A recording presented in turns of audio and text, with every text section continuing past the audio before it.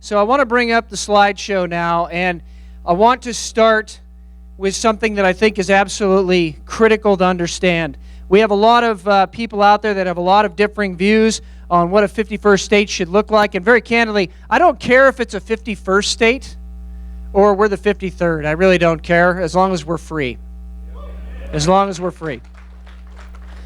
Now, some people say, well, Matt, why do you say it that way? Well, because there are some dramatic differences between downtown Seattle and eastern Washington.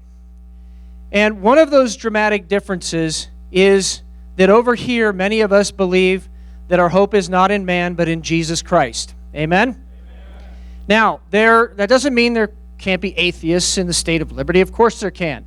But it doesn't change the fact that our country and our state were founded on Judeo-Christian principles. Now, there's been a lot of argument and debate over that over the years, but the Bible was the number one source cited by the Founding Fathers. That's a historic fact. But I don't want to talk about the Founding Fathers today. I actually want to go to China. Okay? Let's go to China for a second. There was a book written called Jesus in Beijing by David Aikman. He was an author. He went over there. And in 2002, from the Chinese premier academic research institute, the Chinese Academy of Social Sciences in Beijing, they gave a presentation to 18 American tourists. And one of those tourists was David Aikman. And here is what that academic, okay, this is the atheist communist Chinese, okay, said about the United States when they studied what made America great. Quote, "We studied everything from the historical, political, economic, and cultural perspective. At first we thought it was because you had more powerful guns than we had. Then we thought it was because you had the best political system. Next we focused on your economic system. But in the past 20 years, we have realized that the heart of your culture is your religion, Christianity. That is why the West has been so powerful. The Christian moral foundation of social and cultural life was what made possible the emergence of capitalism and then the successful transition to democratic politics. We don't have any doubt about this." That's the atheist communist Chinese, so there you go. Let's talk about it. Judeo-Christian foundation, I just talked about Jesus in Beijing. I also want to talk about separation of church and state. Now, that has been twisted today. In the current Constitution of Washington State, there's actually Article 1, Section 11, an absolute freedom of conscience in all matters of religious sentiment. Is that happening in Washington State today? No. Just ask the photographer or the florist or the baker. Interestingly enough, though, nobody reads the state constitution, and in Article 26, it's even clearer.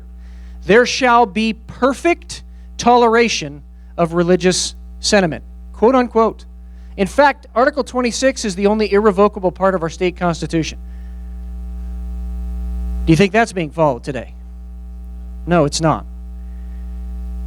And so that kind of brings us to the question of what Mark Hurd talked about earlier. Who is government? Who is government? And what Mark said is really the truth. Government isn't a who. It's an it. It's like a car. It's a tool. What matters is the people driving the car, the governing. And if we look at a lot of what's happening in the current state of Washington, the governing are not reflecting the values, traditions, belief, and heritage of Eastern Washington. It's just not happening. Now, I've had some people say, well, we need to trust government. We need to trust the governing, you mean? Well, okay, we need to trust them too. And after I broke the national news story on the memo from Larry Wooten in the Bundy case here a few weeks ago, I don't think that we should trust government or the governing again. We should ask the hard questions. We should not say that that's just some paranoia, because when you have a memo from the lead investigator in the Bundy case from the Bureau of Land Management say that there was an alleged kill book where they bragged about driving 3 people to suicide, where there was alleged sexual misconduct, where they withheld exculpatory evidence, which, by the way, is a crime. And then they admitted that, yes, indeed, there were snipers down at the Bundy Ranch pointed at innocent American citizens. I got to tell you something. A sniper rifle is not due process, not in any day, and it should never be in America or even in this state ever. So we need to, I think, take a look at how we view freedom today. I've heard a lot from the left, and I'm going to go through some things, but I've heard a lot from the left that we shouldn't even have a voice anymore. How is that freedom? You know what? I could disagree with you, but as long as you're not being disruptive and you're allowing all the views to come out, I will fight and die to protect that. And that's the way we should all be. So, who is going to solve this problem that we have right now? It's going to be us. This is about people. It's going to be us. It is going to be us. It's going to be us with mutual respect and submission and discussion. There were vast and differing views at the founding of America and even at the founding of Washington State. And I'm going to get into a little bit of what those were, but we can still respect each other if we're driving toward the same goal of liberty and freedom. I also want to say that I don't believe that America or Washington State, for that matter, can be pointed in the right direction if God is not at the center of our lives so He can be at the center of our country and our state. So what are some reasons? And these are just a few, okay? There are many, okay? These are just a few. I believe that some of these, a lack of respect for traditional morality, a lack of respect for all human life, including in the womb. I think it's absolutely ridiculous that people try to say that all of a sudden you become a human because you pass 6 inches across the birth canal. That's ridiculous. And I got to tell you something about that too. If arbitrarily you can decide where along that line life begins, then no life is truly protected. A right of conscience we've already talked about, but what about a right of property? How many of you know a rancher that's having to deal with stubble height, or maybe wolves, or maybe the Department of Ecology? And you can feel free to boo if you want to on that one. That's okay. How about the right to bear arms? Is that under attack in our state right now? How about high taxes? So let's talk about a few of these things. So just currently this year, here are some reasons. You've got an income tax, a sugar tax, a carbon tax, a property tax increase. So picture yourself for a second at the gas pump, where the carbon tax would increase your gallon of gas by 20 cents, sipping on a soda, which they want to tax at 24 cents a can, reading your property tax statement, which is going to go up a few $100s, and imagine a vacuum cleaner in your back pocket, because that's the way it is. That doesn't reflect our values in Eastern Washington. And these things come up year after year after year. Despite the fact the Supreme Court has said an income tax is unconstitutional in Washington State, it keeps coming up because they say, we don't care. We don't care. Well, we care. I care. Then you have the Hearst issue with water. And by the grace of God and some great work, including by Representative Dave Taylor, we were able to fix the Hearst decision and preserve water rights for the next generation here in Washington State.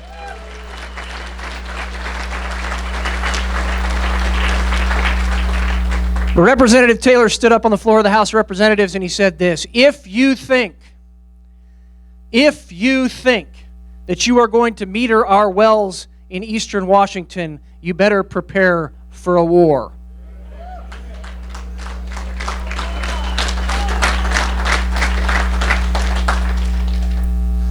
Whiskey's for drinking, water's for fighting, right? As the old saying goes. Then you have the right to bear arms. So they want to, and I just blows my mind the lack of reality in downtown Seattle. But I digress. A magazine ban, right? A high-capacity magazine ban they introduced. They want to push that forward this year. The so-called assault weapon ban. And you've got also House Bill 2738 that was introduced this last week that would effectively ban concealed carry everywhere in the state of Washington. You would have to ask permission, express permission, of every private property owner where you go to carry concealed. Could you imagine basically carrying around a binder and then carrying concealed? I mean, that's what they're talking about. It's ridiculous. It doesn't reflect our values. So-called safe storage, where they want to prosecute people after the fact if your safe gets broken into. Here's the bottom line with this. One more bureaucrat is not going to stop bad people. One more permit or stack of permits is not going to stop bad people. One more gun-free zone is not going to stop bad people. One more law is not going to stop bad people. It is armed, trained, good people that stop armed, bad people every time. That's the way it always has been, and that is the way it always will be.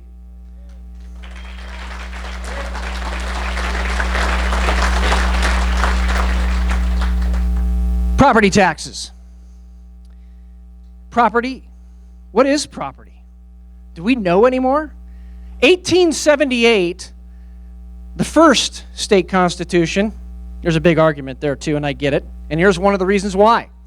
In 1878, Article 5, Section 23 of the state constitution said this, quote, all lands within the state are declared to be alloidial, and feudal tenures with all their incidents are prohibited. Does anybody know what a alloidial title is? You can never lose it to a property tax foreclosure, to liens, to anything, unless you sign it away. Now, how many of you actually knew that that system was preserved in the 1889 Constitution later, not in the Constitution, but in statute under something called the Torrens system? How many of you ever even heard that? It exists in Washington State, and guess what? They're trying to get rid of it this year. They're trying to abolish it this year for modernization purposes. But I called them on it. And it was mainly West Coast, West Side counties that were trying to abolish this. And I said, wait a minute.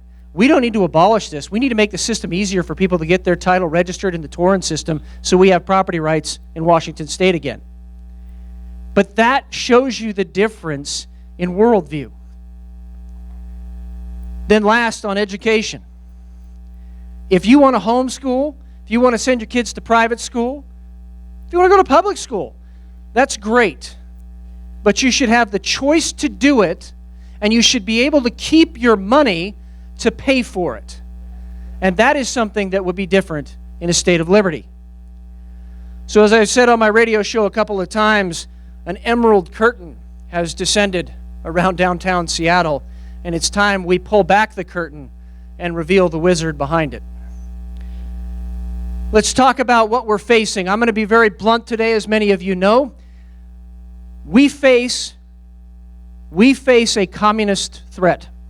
Now, people say, you can't say communist today. You can't say it. Well, these are actual communists, and they say they're communists on their websites and their Facebook posts, so okay. But here, let me just prove it to you. Antifa, everybody's heard of them? Do those flags look similar? Does that symbol look similar? I'd say that's probably conclusive proof right there alone. Okay? But if that doesn't prove it for you, I'm going to show you the octopus. Now, you in the back probably can't read those. This is the network of socialist organizations in downtown Spokane, in our own backyard. Wow. Who knew? Who knew? And here's the interesting part about that. Some of these people actually advocate violence. But wait, I thought they were for peace, as the Peace Justice Action League of Spokane says.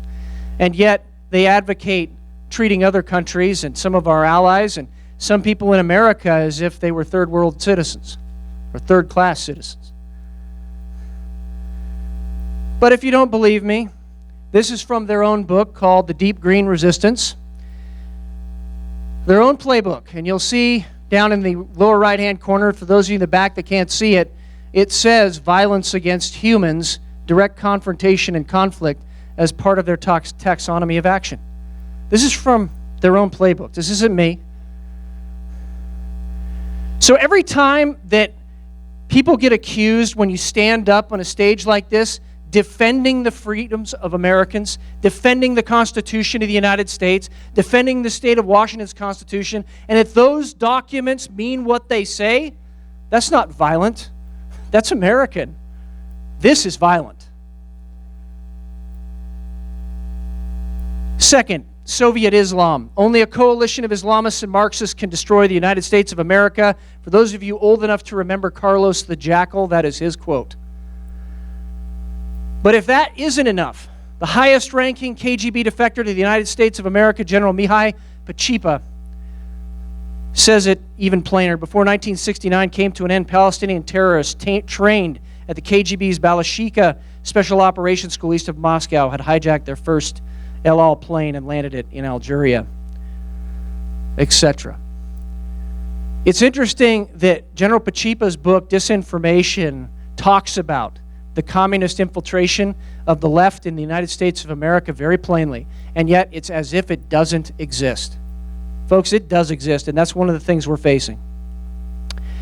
But if that doesn't convince you, how about this? The New York Times had a best-selling author who broke this story that most of you probably did not hear about because it didn't get a lot of play in the mainstream media. But it talks about how they had the FBI investigate, literally investigate, an American leftist organization that went to Germany to consult with Al-Qaeda. How many of you heard that in the media? But if that's not enough, in the mid-2000s in Virginia, there was a man named Ibrahim El-Brasi who was arrested in Virginia filming the superstructure of a bridge. When the FBI raided his house in a secret sub-basement, they found the archives of the Muslim Brotherhood in America. And in that archive, they found something that's come to be known as the explanatory memorandum. And out of this arrest came something called the Holy Land Foundation trial, the largest terror financing trial in U.S. history. And part of that whole financing trial, they introduced that explanatory memorandum as evidence and said, "Judge, rule on this." And so the judge did, ruled as a matter of fact in law, this list of organizations I'm about to show you were unindicted co-conspirators as members of the Muslim Brotherhood in the United States. One of those organizations was the North American Islamic Trust. And this is actually from the court document. This is a primary source. You'll see North American Islamic Trust. Who owns the mosque in Spokane Valley, Washington? The North American Islamic Trust. As a matter of fact in law, the Muslim Brotherhood owns the mosque in Spokane Valley, Washington. That does not reflect my values, and I don't believe it reflects the values of most Americans.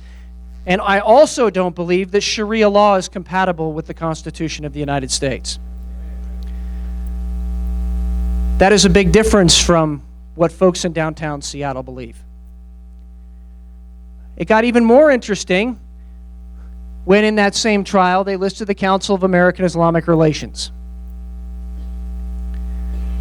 One of the foremost spokes organizations for the Islamic movement in the United States of America. And then you have some of the things that have been occurring recently. As a state, I think we should take very seriously attacks on our infrastructure, particularly our cyber infrastructure, and you will see that the number of breaches that occur, business is by far number one, government is number two. But here's the interesting part about that. The actual number of records that are breached, you'll see on the right side here, that big tall line, that's government. The actual number of records that are breached are from government. What are those records? Well, I'm glad you asked. Your name, your social security number, your financial and banking information, and your medical information. Why would they want people's medical information? Why? Why would a foreign government want your medical information? Right, to exploit. So I believe this is another thing we need to take seriously, and this would be taken seriously in a state of liberty. But if that doesn't convince you, perhaps this will. Washington State right now actually supplies power to 11 other states. We should take it very seriously, our power grid.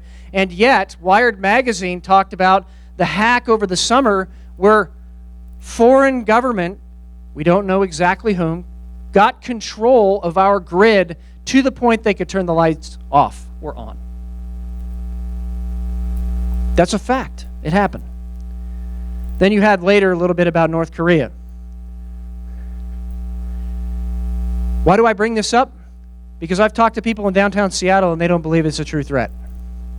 I do. I also believe it's a true threat to prepare for our power grid failing. Now, some people say an EMP is not going to be a threat.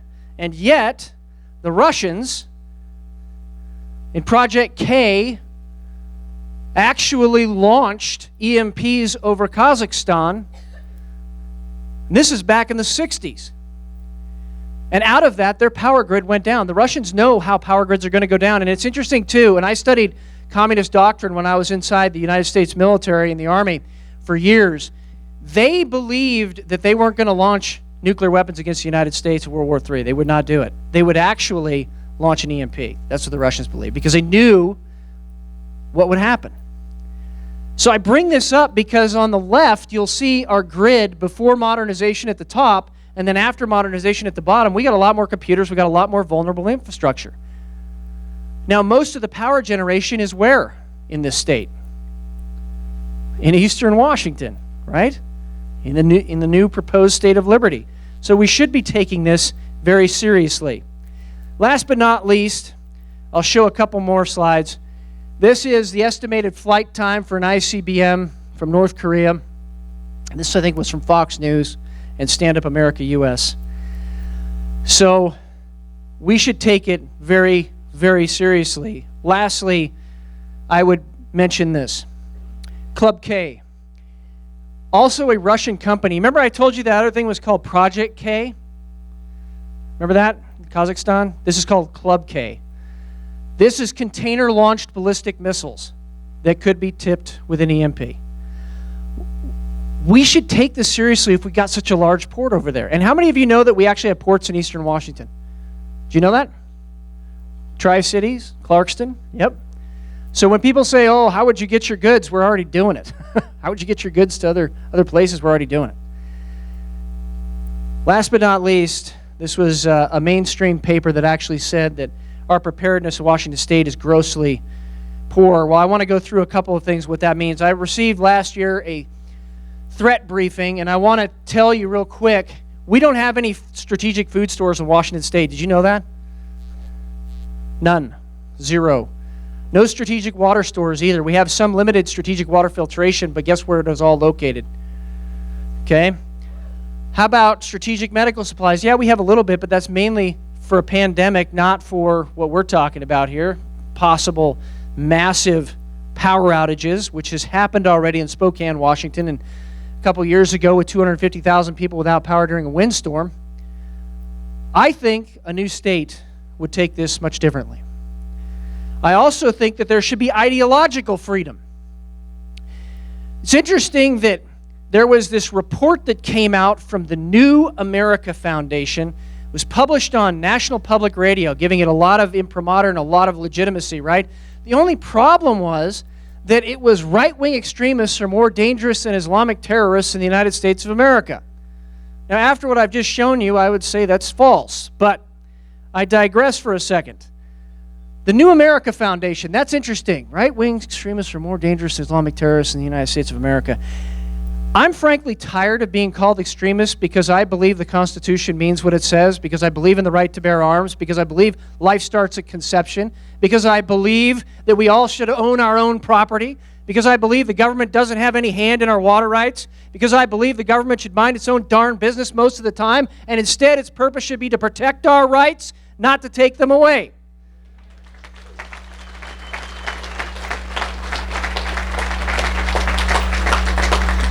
So who funds the New America Foundation? You get a packet of M&Ms if you answer right.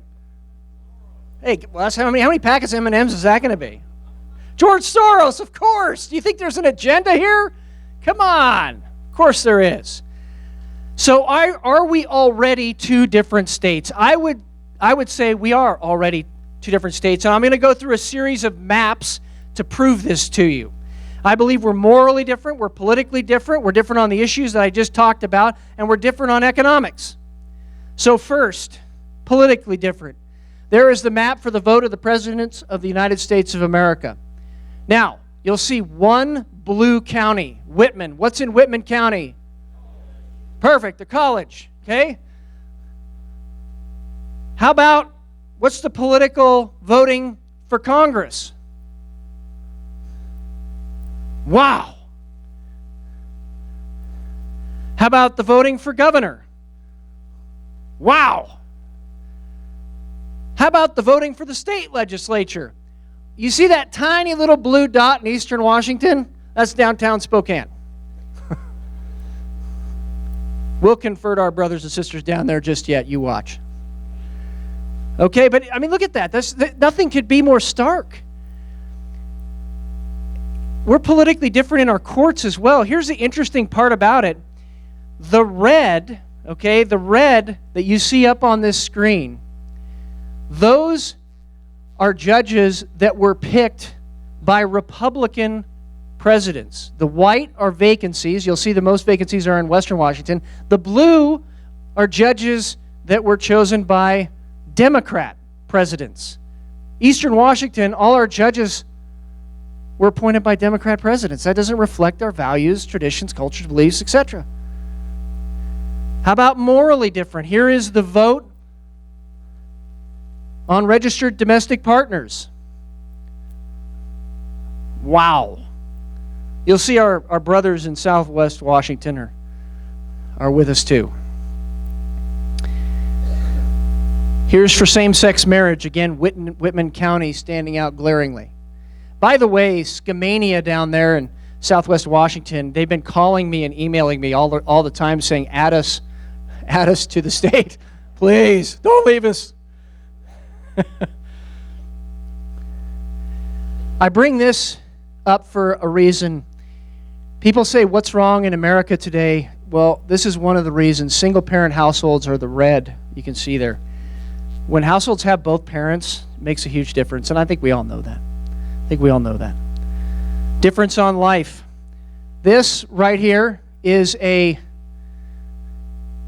very clear picture of how much it costs for each baby part sold on the open market. Now, did you know that there is a freezer / refrigerator, I guess, at the University of Washington with baby parts in it? Did you know that? I submit to you that does not reflect our values, cultures, traditions, beliefs here in Eastern Washington. And here is the Seattle Times article talking about that University of Washington lab. I would submit to you that we are different on the issue of liberty. There is the statue of Lenin with the red hand with marking blood as the communists have spilled so much over the history of the world. And then you have the cross above Colville. Pretty stark comparison, is it not? This is the mesh network in downtown Seattle. And you'll see all these databases on the right. You'll see a police vehicle in the upper left-hand corner. I put this up here to show that this is the type of surveillance state that they want in downtown Seattle. And I say, great, you can have that in downtown Seattle. Don't try that in Eastern Washington. Property rights. We talked about Hearst, but I want to talk real quick about wolves. This is from Conservation Northwest's website. Okay.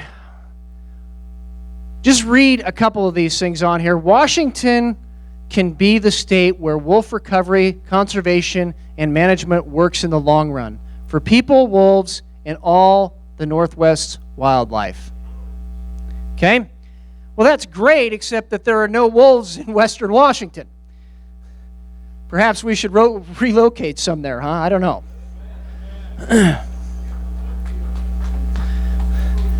So how can they in downtown Seattle know what's best for Eastern Washington? You can't. Come on.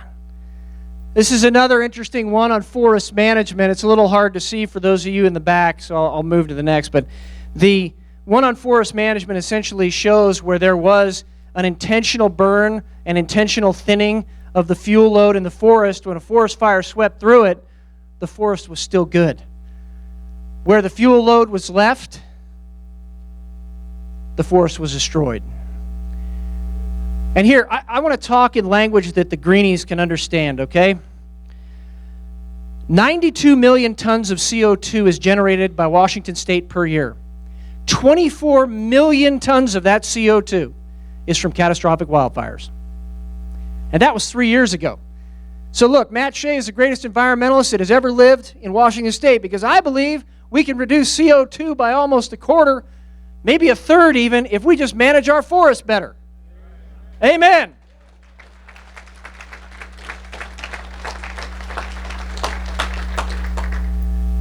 I talked a little bit about self-defense, but I want to show you the map actually on this. I-594 regarding the so-called background checks, which is totally unworkable. You'll see that we mostly voted against it. But you'll also notice, and I still don't know what happened down in Soton County. Somebody knows somebody down there. Can you ask them for me? Because I still haven't figured that one out. But most of Eastern Washington voted to protect the right to bear arms. I believe we have a different view on education. You will see the line through the middle there. This is from Cato Institute. That is the cost of education, the amount of money spent on education. And you will see at the bottom the results of tests. No correlation. I submit we can educate our kids better if we have choice. I just submit it. Now, this is from the Department of Revenue's website, so you have to forgive the map colors because they really don't contrast really well. I didn't create it, but the highest tax areas in Washington State for sales tax are right around downtown Seattle, King, Pierce, and you'll see that the lowest is in Eastern Washington. We're already 2 states.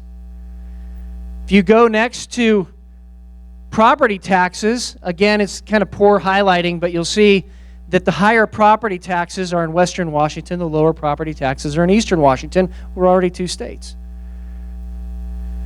I believe we're economically different. This was a vote on labor standards, and you'll see that Eastern Washington voted completely against it. I would also submit to you that if we start cleaning our forests up, we start allowing freedom again, suddenly we're going to have a lot of jobs back in rural Washington. Now, this is an interesting statistic. This is probably one of the best slides on here to show where we were headed. And even under Trump, it's gone down because more males aged 25 to 54 have been employed. But the reason I put this up is when you have the unemployment rate or the percentage rate of unemployed males get above 10%, what you have is civil unrest. Okay? And so jobs, freedom, bring not just prosperity, they bring what Mark Herr was talking about, stability. So is splitting realistic? Again, it's already happening. In fact, I want to talk about what has come to be known as the American Redoubt, but it's actually not a new idea. It's actually a really old idea. This is a map from 1860, and it shows Washington and Idaho essentially connected. Today, it's actually mapped out like this. But where in the United States of America is most free? Now, the maps I'm about to show you hold true if you split Eastern Washington and Eastern Oregon. Every map I'm showing you holds true. The American Redoubt. This is according to the Cato Institute. Where is the most debt-free in the country. Wow, look at that.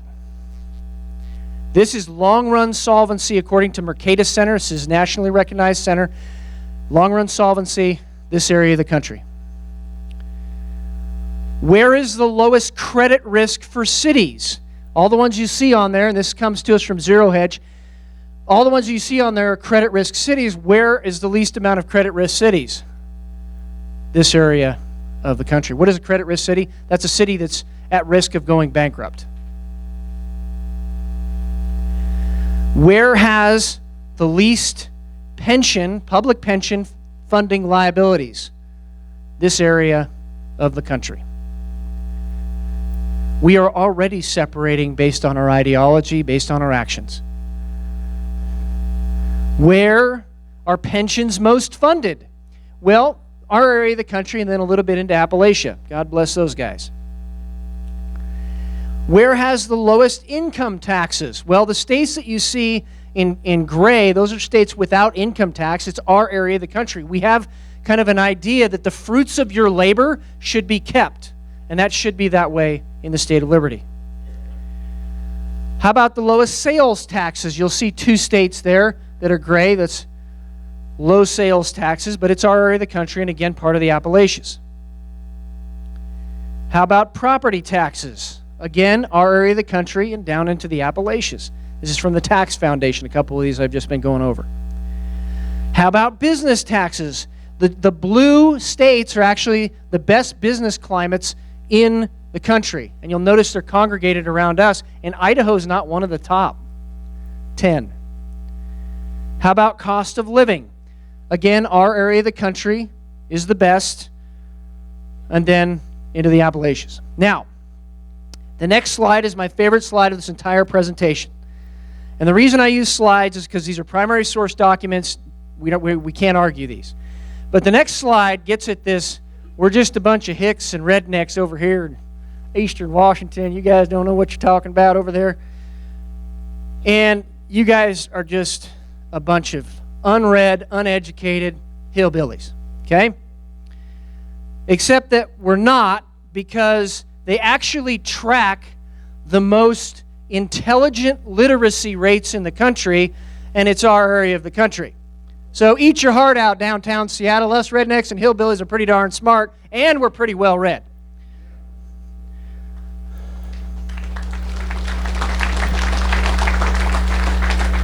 But what does this show right here? It shows that our beliefs are not just based on emotion. They're based on fact and investigation. And the next slide is also very good. We actually believed in freedom so much, we gave women the right to vote before we were a state. And so did our area of the country. This is an interesting slide. What part of the country has the least number of mosques? Wow. What has the least number of sanctuary cities? Now, it's interesting. They actually, on a DOJ website, they actually listed Spokane Valley as a sanctuary city, but they actually passed a resolution that they weren't a sanctuary city. But they messed that up, so I want to be clear that it holds true in Eastern Washington. Where are drones used the least? For everything from law enforcement uses to, and this is particularly horrible in my opinion, regulatory use. Right now in Washington State, and I actually sat across from the governor, he wants to use drones, he told us this, to our faces, wants to use drones to fly over private property to see if there are any violations. I want you to imagine that on your ranch or your farm, okay, for a second. I don't believe that that's consistent with liberty. Where are the least number of communist groups in the United States? I want to thank Indivisible for this because they put it together. Appreciate that. It's our area of the country, but we still have some here. So if the power grid did go down, where would it affect the country the most? Well, part of Eastern Washington because of all that power generation. But I think we could fix that and shrink that map down a little bit. Now, I always like to see what kind of my ideological enemies say about us, and here's one of them. All right? This is a state grades on gun laws from USA Today, right? So an F, I think, is probably where you're supposed to be. So, all right. This is from a Russian professor who used to work for Izvestia, the disinformation arm of the KGB. What he thought America, how he thought it would split up kind of ideologically, and it's along political boundaries. But again, he identified that this area of the country was distinct. Now, David Aikman, who I mentioned at the beginning of the presentation, also wrote a book called When the Almond Tree Blossoms, and in that book, he broke it up with a map of where ideologically we're different in the United States. It's interesting, in that book, he wrote in 1992, he predicted civil unrest in the United States would begin in a place called St. Louis, Missouri. 1992. But he used the word constitutionalist, or people that love the Constitution and believe it means what it says, to describe that area of the country. All right, the 51st state. That's officially the map that was introduced, okay? This is the ideological map.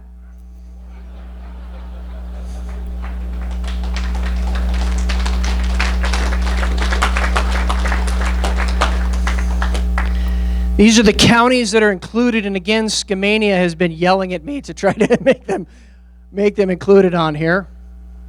But it's 20 counties. Some people have said, but Matt, this is a fool's errand. It's not popular. Well, it was interesting because when we first introduced this, KXLY actually did kind of this online survey about it, okay? And that online survey was going so well for us that they took it down, okay? Because 73% of the people said, yeah, we're supporting this.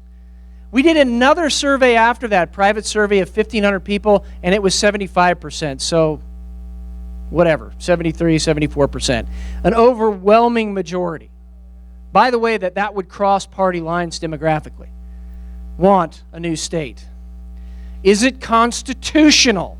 Yes, Article 4, Section 3 of the U.S. Constitution, to go directly to your question earlier, is how you split a state. A simple majority vote of the state legislature and then of Congress to split the state. I think we would have the votes at the national level right now, and I think we're very close to having the votes at the state level based on some of the conversations I've had privately with other legislators. Is this a new idea? No. Kentucky was created out of Virginia, Massachusetts, and Maine. You have West Virginia, Vermont. Now you've got all of these. Everybody's jumping on board now. Did you see the one for California the other day? Yeah, everybody did, right? So then there's my great friends in Northern California in the state of Jefferson who have been doing this for a long time. And they said, listen, Matt, promise us one thing. If y'all go first, take us with you, okay? And if we go first, we'll take you with us. That's what they said. But this is really not just isolated to America. This idea of splitting and preserving your values, beliefs, heritage, culture, traditions, the things that make America great, and preserving them for the next generation, it's not just new to America or isolated to America. It actually is all over the world. This is an autonomous movement map from Europe. Dozens and dozens of movements. And most people, they kind of know about Ireland and maybe Spain, but I mean, look at it, it's all over the place. Would we be able to function as a new state? Now, some people say no. They say we're a bunch of welfare freeloaders. That's their term, not mine. A bunch of welfare freeloaders over here in Eastern Washington, and that we take more money than we raise in taxes. This actually came from the Stranger, although that's not exactly true. Eastern Washington has roughly the same size population as Idaho. We have roughly the same amount of total comparable income. Now you got to understand, Idaho has an income tax. We don't, but we have higher sales and gas taxes, okay? So you got to compare apples to apples. We would function just fine. We have more than enough tax revenue to function in this state. And I got to tell you something. This is presuming we would have the exact same tax structure and the exact same size of government on this side of the mountains. I don't want that, do you? No. All right. So we're not going to have the same size of government. It would be a lot less. One of my friends said, well, you guys would close all the state parks and you don't have that many in eastern Washington anyways. So I put this map up here for him. We do. We wouldn't close. I love them. Most people do. Then you've got the way that the mainstream media portrays us. Crosscut particularly, busting the myth of two Washingtons, right? It's interesting because they always result to name calling, okay? Quote, the idea that our differences of lifestyle, culture, and values seems to be coded dog whistling and born of ignorance. So let me just say this. If we're, again, such a bunch of ignorant redneck hillbillies over here in eastern Washington, we are so sorry for being such a burden for so long. Just let us go.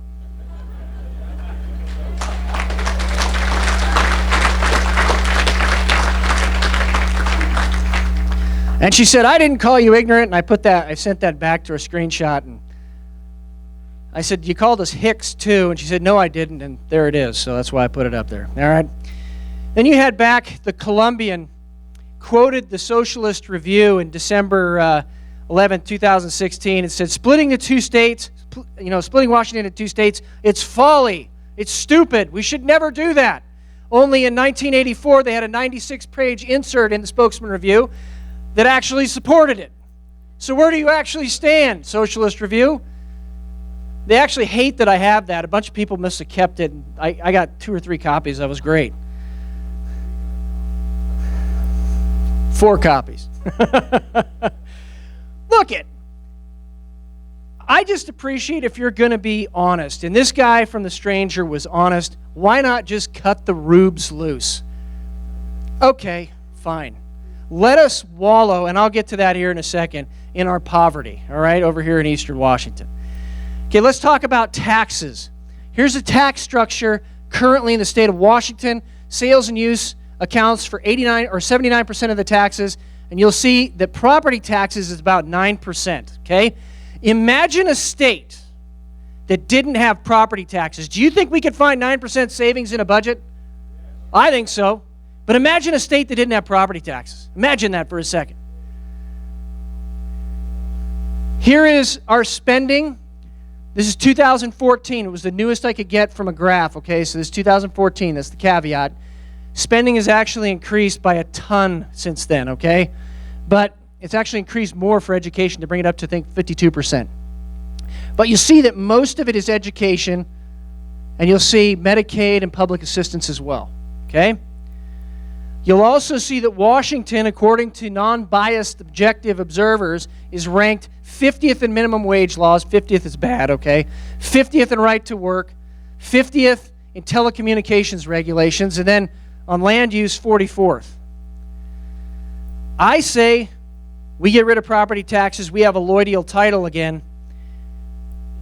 You can let us wallow in the poverty of being first in production of apples, Concord grapes, red raspberries, pears, sweet cherries, hops. Second, potatoes, wine, onions, edible peas, apricots. Third, for hay production. Fourth, for wheat production. 29th for total cows, which would probably improve if we actually had good property rights. So I tell you what, let us wallow in that horrible poverty here in eastern Washington.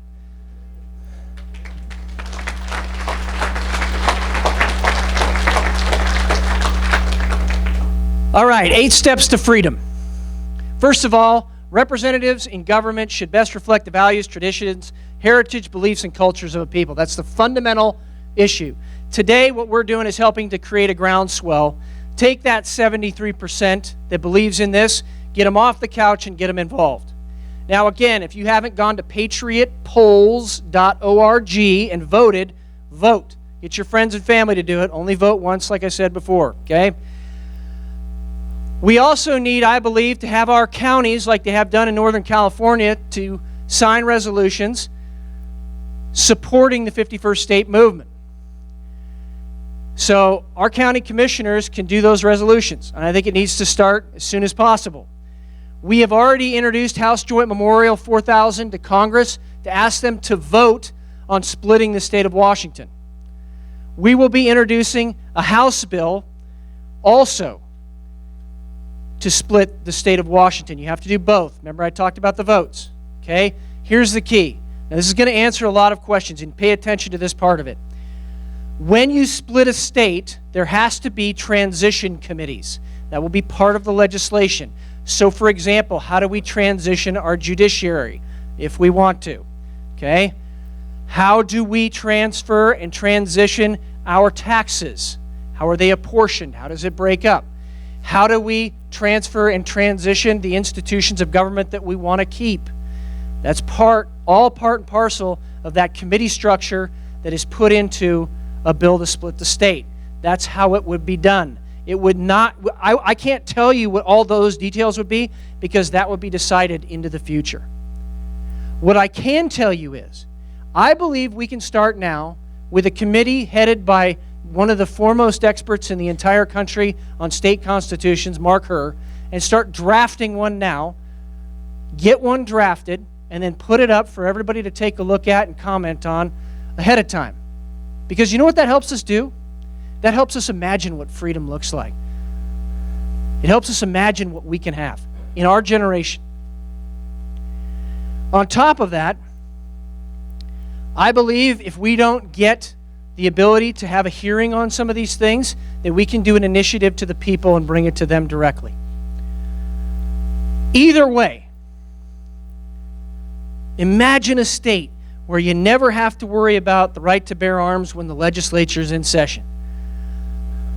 You don't have to worry about your wallet when legislature is in session. You don't have to worry about your sheep or your cows getting eaten by wolves when the legislature is in session. You don't have to worry about transferring that property to your sons and daughters and paying taxes on it so badly that you might lose it. You don't have to worry about the unborn being protected. You don't have to worry that your state is prepared for cyber attacks or for EMP or whatever else anybody could cook up, or maybe a Mount St. Helens blowing up or a mudslide or anything, that's already taken care of ahead of time. Imagine what freedom could look like. That's why this is so important, because it honestly doesn't matter if we have a state right now or not. Wherever that flag of liberty flies, that's where liberty is. It should be a state of mind for all of us, everywhere we are. Imagine a state where our businesses are innocent until proven guilty and not the other way around. Imagine a state that allows the proper management of our minerals in our forests and respects our water rights, and we don't have to worry about whether the well we dug is going to be legal or not.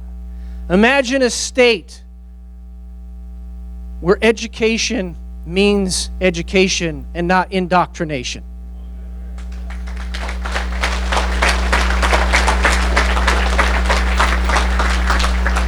Imagine a state when a vote comes in that I know that election had integrity, that I know that everybody that showed up to vote was a citizen of the United States of America and a resident of Washington State? No, a resident of Liberty State. Imagine, just imagine.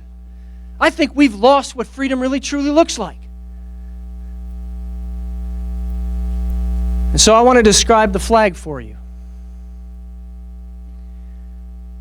This was voted on by over 1,000 people. The osprey, a symbol for our area, but a symbol of freedom and a symbol of fighting the tyranny of downtown Seattle. The 3 stars above, resiliency, opportunity, rule of law. And I want to say something. We do not live in a democracy. We live in a republic.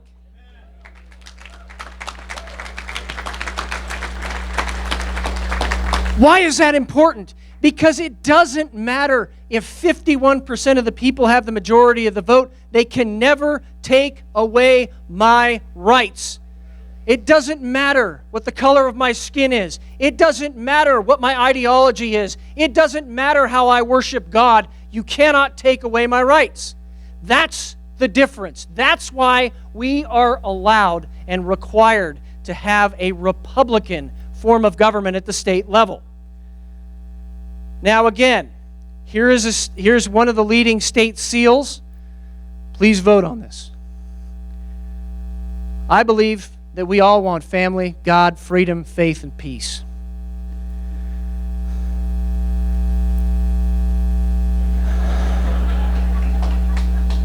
You're never going to guess who created this. This actually was put out by the Socialist Review, so I decided to use it. I was like, you guys did something right finally. 10 years it took you, but you did something right. So I want to end with something that I call Wolverine leadership, and then we'll take some questions, okay? And again, some of the details, they can't be known until we get those transition committees in place. We can't, it seems like we get a problem that comes up, and then we get ready, we get fired up, we go take care of it. We have got to remain stirred up. We have to remain in the fight for as long as it takes. We can't just get involved and then go home. Now, it's interesting. Wolverines teach us a lot. They've studied Wolverines. They've tagged them and tracked them. And it's interesting that Wolverines always run 3 miles an hour. Uphill, downhill, snow, dry land, rain, mud, doesn't matter. 3 miles an hour. In fact, they tracked a Wolverine going up 4,500 vertical feet at 3 miles an hour. That's got to be a tired Wolverine when that Wolverine got to the top. But it's 3 miles an hour. That's the steady perseverance we need. Stay in this for the long time, because liberty as a state, this solves all of the problems that we always talk about. This is the solution. Not to try to fix a broken paradigm in downtown Seattle, but to create our own new paradigm of freedom that can then be a beacon to everybody else in the world. Wolverines are also awesome because they teach us self-sufficiency. In the wintertime, a Wolverine will dig down. In fact, some languages are actually translated as bone crushers. They'll dig down 12, 14 feet in an avalanche to get a carcass of an animal that's been buried in the avalanche in the winter to eat and live and survive. I don't want to have to rely on the good beneficence of downtown Seattle for anything. I want to be self-sufficient. Wolverines also teach us a lot about parenthood. Wolverines, the Wolverine father in particular, will go around to each one of its pups and spend exactly the same amount of time with each pup. Do you have a young person in your life you're mentoring right now on freedom and liberty? And for those of you that are giving me kind of the, well, you don't know my son, good night. Man, that boy, I don't know if he's ever going to grow up. No. Pick somebody in your life. There's many young people. Pick a young person in your life and mentor them. That's how we pass on freedom to the next generation. True freedom. True freedom. Then last, proper attitude. Wolverines are awesome in this respect. They're actually really, really playful animals. There's videos of them online. They actually are playing fetch kind of like a dog. And you can't really imagine a Wolverine doing that unless you've seen it, so go take a look at them online. But Wolverines are really playful animals, but here's the great part about a Wolverine. If you attack a Wolverine's family, it will rip your face off. Now, how many times have our family, have our property, have our fundamental rights been attacked, and we haven't done a darn thing? We need to. So, concluding the presentation, go to libertystate.org. We're continuing to add to that website every day, answering many of frequently asked questions that are out there of how this can possibly happen and how you can get involved. I just want to say thank you for being here and thank you for listening. I believe this is the solution. I believe very strongly this is doable. We just got to keep at it. We got to stay in the fight, and we cannot let down. We can't say, oh, that just is not going to happen. We've got to do it, if not for our sake, for the sake of our kids and our grandkids. Amen? All right.